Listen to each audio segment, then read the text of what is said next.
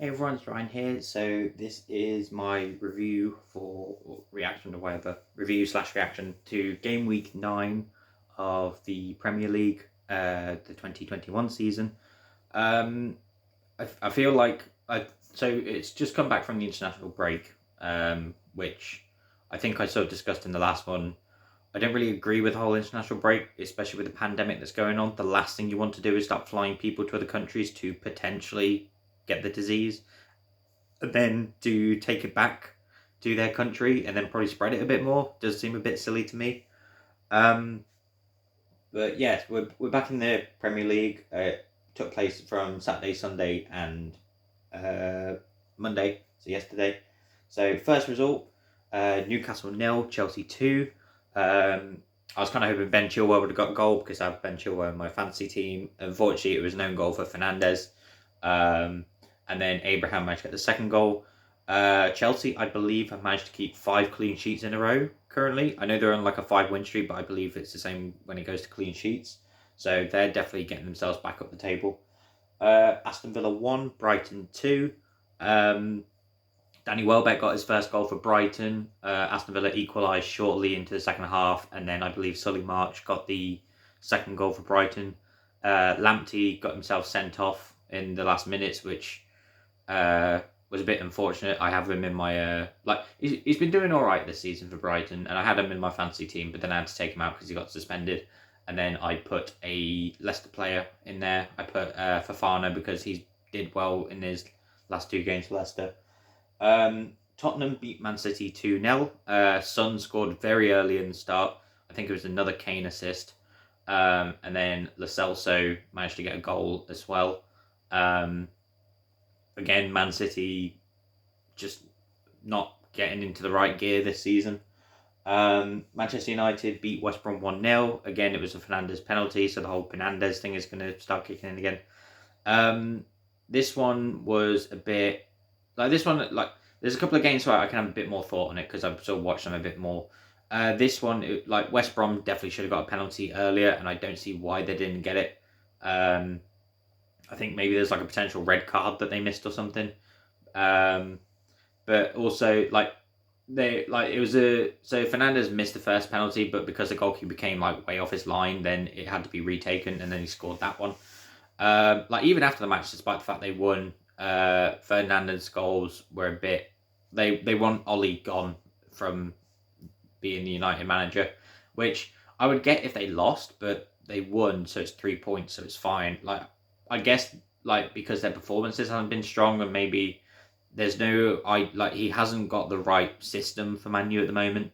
I just think it's a bit harsh on Ollie as well, especially considering that now Man City are actually below Man United in the table, but you don't hear that about Pep at all. I guess the difference is Ollie's been at Man U for about 3 years now, and he hasn't won any silverware with them, whereas Pep's been there for I think about 5 years now, and he's won I think 3 Premier Leagues, an FA Cup. So it's a bit difficult to compare, but you think with Jose Mourinho in the 15-16 season where they were bottom half of the table not winning, so they decided the solution was to get rid of him. I don't see why that's not happening for Pep or Ollie, considering how low down the Manchester teams are. On to the next one on Sunday. Fulham 2, Everton 3. Calvert-Lewin managed to score 2 goals. I think now, because they've got their full team back, I think that's what's getting them better. I think the last 2 or 3 results was because they didn't have Richarlison, they didn't have Digne, and they didn't have Rodriguez in full condition. And now that they sort of back are to that way, I think that's sort of working well for them. Fulham managed to equalise after the first goal. They missed another penalty. Cavallero took it this time and slipped. I don't get why Mitrovic is not taking them. I thought he's their designated penalty taker. He's been involved in 2 occasions where there's been a penalty and then someone else wanted to take it and he just gave in and let them, and then they missed. But yeah, Fulham just aren't having any luck with penalties right now. Sheffield United 0, West Ham 1. Haller managed to get the goal for West Ham. Ramsdale did manage to get a hand on it, but not enough, so it went in. Sheffield United still bottom of the table now. I think, again, they've only got 1 point out of 27 available points, which is not a good record. I think people are wanting Chris Wilder to be sacked from Sheffield United because, like I said, it's been 9 games and they still haven't won, especially with how they were last season. I think they're definitely missing players like Dean Henderson. And it's a bit more annoying for me because I would rather Dean Henderson still beat Sheffield United rather than sat on the bench at Manchester United, or at least play for Manchester United, you know. Leeds versus Arsenal was 0-0. Biggest thing coming out of it was Pepe with a headbutt got himself sent off. Obviously, Mikel Arteta's not happy with him. Saka, I think, got subbed on at one point and then had to be taken off with a bit of an injury, so that didn't help. This one, you look at the shots ratio for them. At one point, Leeds had, I think, 27 shots on 27 shots at the Arsenal goal, but only 4 were on target. They hit the post and the bar 3 times. I think it just wasn't their day. Arsenal managed to do well to keep it a goalless draw. Liverpool 3, Leicester 0. Liverpool. So I think Leicester tried the similar tactic they did against Man City, whereas it didn't work against Liverpool. The first goal was an Evans' own goal. He went to header it, and then it went backwards and into the goal. Second one was a cross by Robertson, and Jota managed to sneak in and head it in. Jota has a very good record against Leicester. He scored the hat-trick and won the infamous 4-3 wins for Wolves over Leicester. I think he's also the first Liverpool player in history to score his first 4 top-flight goals for top-flight home game goals in 4 consecutive games. In his first 4 games. So that's quite an achievement for him. He's actually one of the players that's done really well since going to Liverpool. I thought it would have been a bit of a waste considering they had Salah. Obviously now Salah's had to self-isolate, so I guess it's come in handy. And I sort of feel bad in a way for Shaqiri because I feel like that's what Shaqiri was meant to be when they signed him from Stoke. But unfortunately, Shaqiri's now just more of a bench warmer, if anything. I don't even know if he even gets on the bench nowadays. But yeah, Jota's doing very well for himself. Into the second half, you're thinking Leicester will try and change some tactics. They don't really do that. It's not until the 70th minute when they brought Under and they brought someone else on. I can't remember who.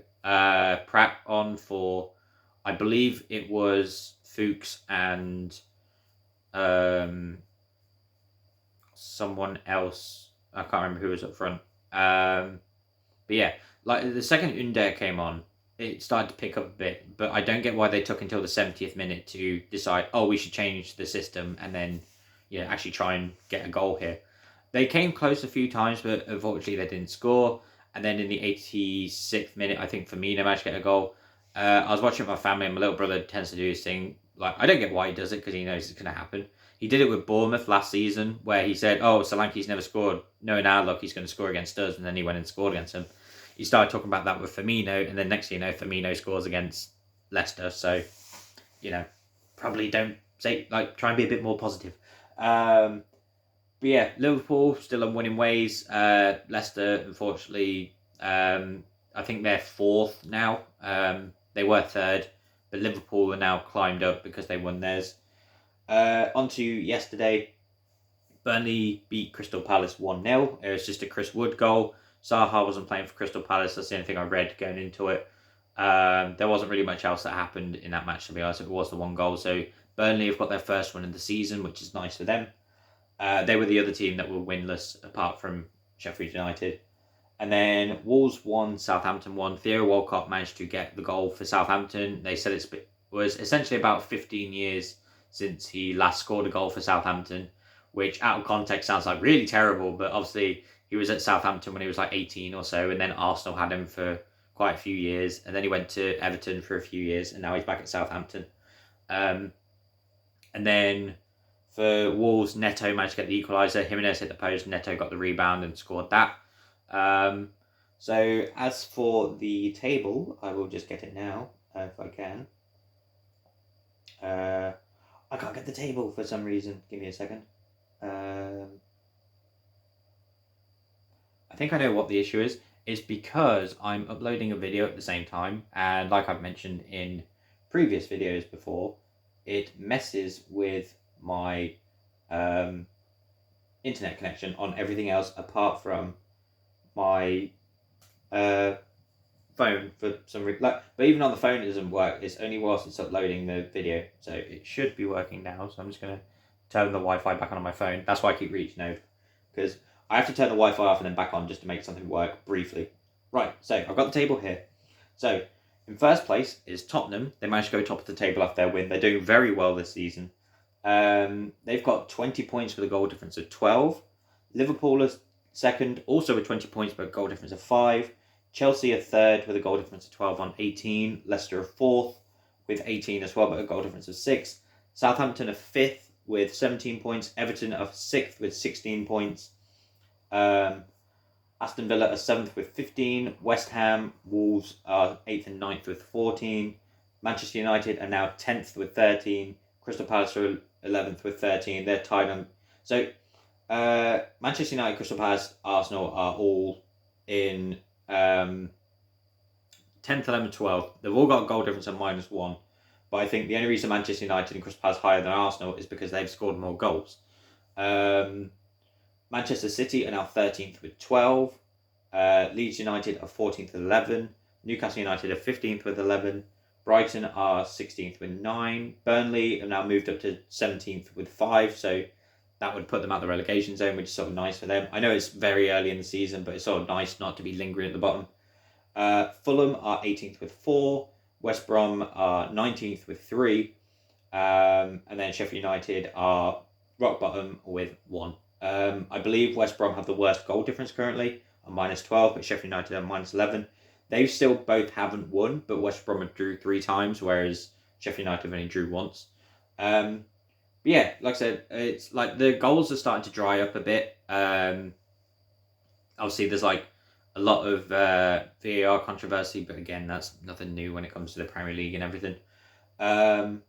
But yeah, we'll see how they do next week. I believe the next international break's in March, which is nice because obviously it means a few months into Premier League football and obviously cup matches. Obviously they've got Europa League and Champions League, like group stage matches between them for some of the bigger clubs. So maybe that's affecting how they're going at the moment. But yeah, Tottenham looking very well for themselves. I think it's been a while since they've been at the top of the table. I think they do look like, so long as Kane or Son, as long as they don't get injured, I feel like they could do very well for themselves. They've managed to strengthen their defence, definitely. I think they've got Holberg and someone else they got Doherty from Wolves, and they seem to be doing very well for Tottenham. Liverpool seem to be back into regular winning ways, so whether they go to the top. Chelsea again on a winning streak. But again, with this season, you don't know. We'll see what happens next week. But thank you for watching this review of the game week, the 9th game week of the Premier League. And I shall hopefully see you in the next one.